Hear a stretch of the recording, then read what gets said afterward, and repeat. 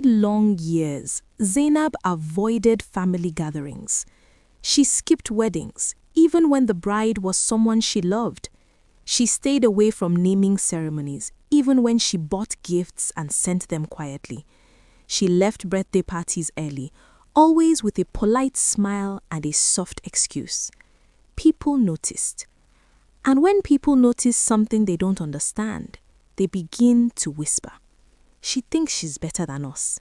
Maybe she's hiding something. Why does she always disappear when children are around? But the truth was this. Zainab was not hiding pride. She was hiding pain. A pain so quiet, so private, that even those closest to her never saw it. And what she was carrying inside her heart was heavier than anyone imagined. Zainab was known as a gentle woman, the kind of woman who greeted everyone first, the kind who listened more than she spoke, the kind whose smile made people feel comfortable. She never argued, she never raised her voice, she never tried to draw attention to herself. So when people began to notice her absence, it confused them. At family weddings, there was always a chair with her name on it, but it remained empty. At naming ceremonies, her name was called over the microphone, but she never came forward. And on the rare occasions she attended, she stayed close to the walls. She clapped softly, she smiled briefly, and then she quietly disappeared. Women leaned close to each other and whispered, "Is she ashamed of her marriage? Maybe she doesn't like children." Some women behave strangely when they don't have their own. Zainab heard the words. She always did. She heard them in the pauses, in the side glances, in the sudden silence when she walked past. But she swallowed everything quietly and walked away. At home, Zainab was not unhappy. Her husband, Kola, loved her deeply. He was not rich, but he was steady. He was not loud, but he was present. He was not perfect, but he was patient. They laughed over small things. They prayed together before sleeping. They shared meals, dreams, and long conversations in the dark. From the outside, their marriage looked peaceful, and it was. But there was one topic that lived between them like a quiet shadow: children. Not because they didn't want them, not because they were afraid, but because the silence hurt less than the questions. Whenever family members asked, Kola would smile gently and say, "Everything has its time." Zainab would lower her eyes and nod, but inside her chest, something tightened. What no one knew was this: Zainab loved children. She loved them deeply, instinctively, naturally. Every evening after work, she sat outside her compound and helped neighborhood children with homework. She corrected spelling mistakes patiently. She encouraged them when they got answers wrong. She laughed when they laughed. She cooked extra food, knowing small hands would come knocking. She paid school fees quietly when parents were struggling. But when naming ceremonies came, when babies were passed around, when women laughed and compared pregnancy stories, Zainab felt like she was standing in the rain without shelter. Because 2 years into her marriage, she had been pregnant once, and she lost it. Quietly, suddenly, without warning.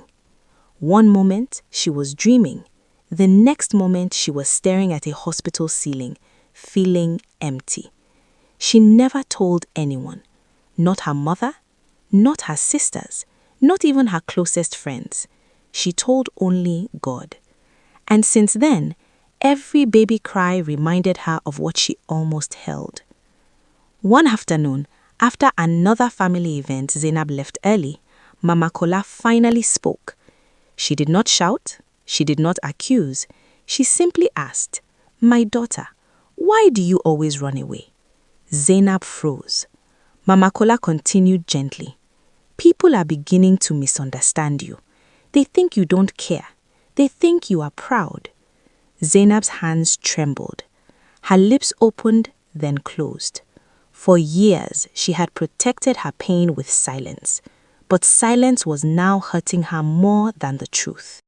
That night, Zainab could not sleep. She turned, she sighed, she stared into the dark. Kola noticed. Finally, she sat up. And for the first time, she spoke. "I don't avoid children because I hate them," she said softly. "I avoid them because I love them too much." Her voice broke. She told him everything. The pregnancy, the hospital room, the silence afterwards, the way she pretended to be strong.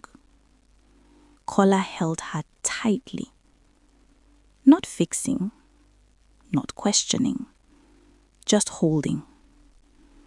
And for the first time in a long while, Zainab cried freely.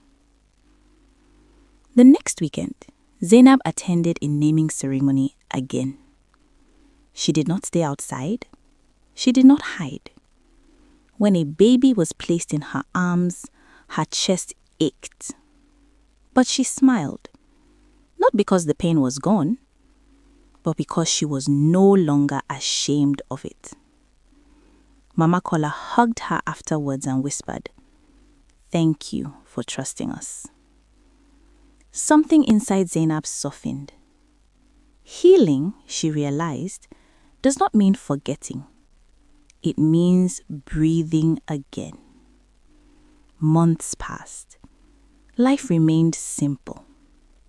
Zainab continued loving children, continued showing up, continued living. And one morning, something felt different. She didn't rush to conclusions. She didn't tell anyone. When the doctor finally smiled and nodded, Zainab closed her eyes and breathed deeply. Not in shock, not in excitement, but in peace. Zainab learned something important. Some people are not avoiding life because they are proud. They are avoiding it because they are healing. Be gentle with people. You never know what silence is protecting. Thanks for watching.